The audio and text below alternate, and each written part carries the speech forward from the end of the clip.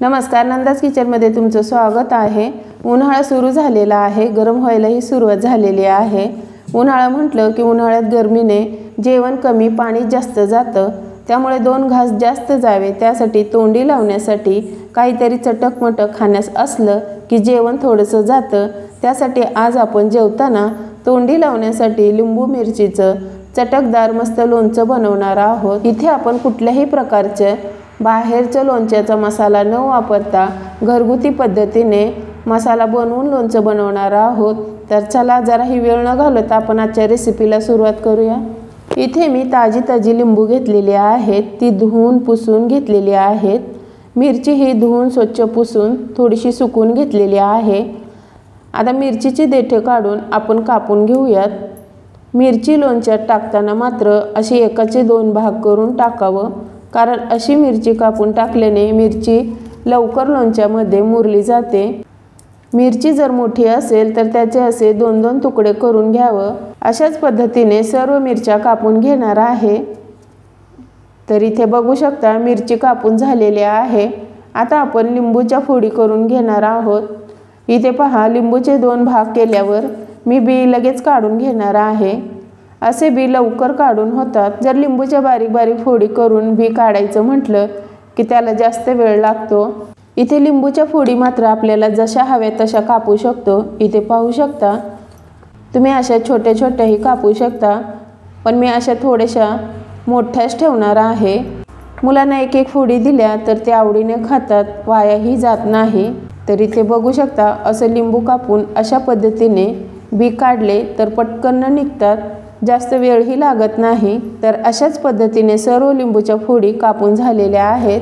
इथे मी शेवटला 2 लिंबू शिल्लक ठेवलेले आहेत, त्याचा आपण शेवटला काय करायचं ते बघूया। इथे आता ह्या लिंबूच्या फोडीमध्ये मिरची ही कापलेली टाकून ठेवायची। लोणच्यामध्ये कोणकोणत्या मसाल्याचा वापर करणार आहे ते पाहूया। लवंग 5-6, काळी मिरी 10 ते 12, दालचिनीचे छोटे 2 तुकडे।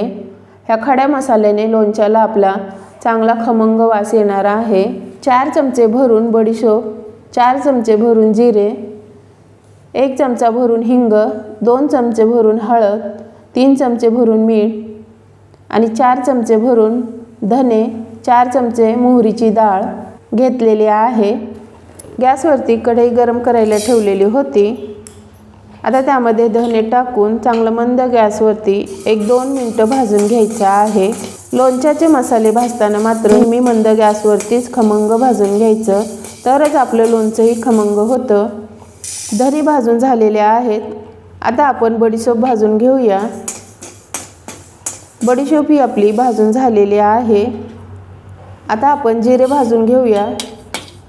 जिरेही थोडंसं हलकंसं भाजून झालं की त्यामध्येच खडा मसाला टाकून भाजून घेऊया। तोही थोडासा परतून घ्यायचा। आता हेही आपलं भाजून झालेलं आहे। आता आपण मोहरीची डाळ भाजून घेऊया।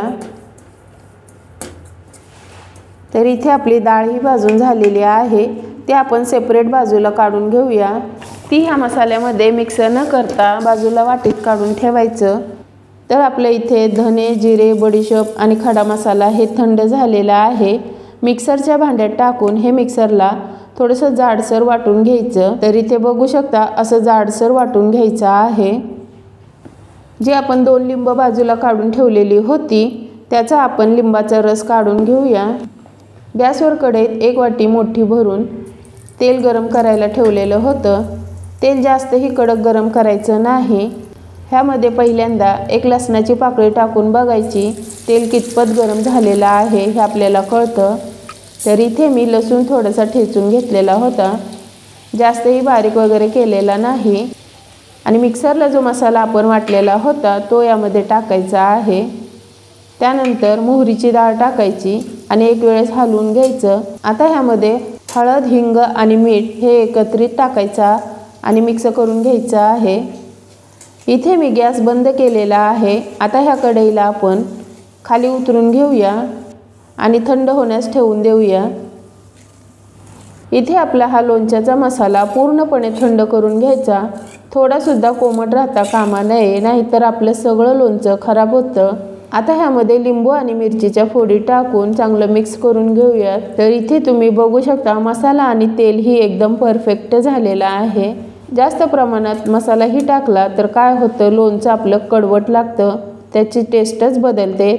आता ह्यामध्ये आपण लिंबूचा रस टाकून मिक्स करून घेऊया। तर इथे आपले मस्तपैकी लिंबू आणि मिरचीचं लोणचं एकदम परफेक्ट झालेलं आहे। आता ह्याला आपण चिनी मातीच्या लोणच्याच्या भरणीमध्ये भरून ठेवूया।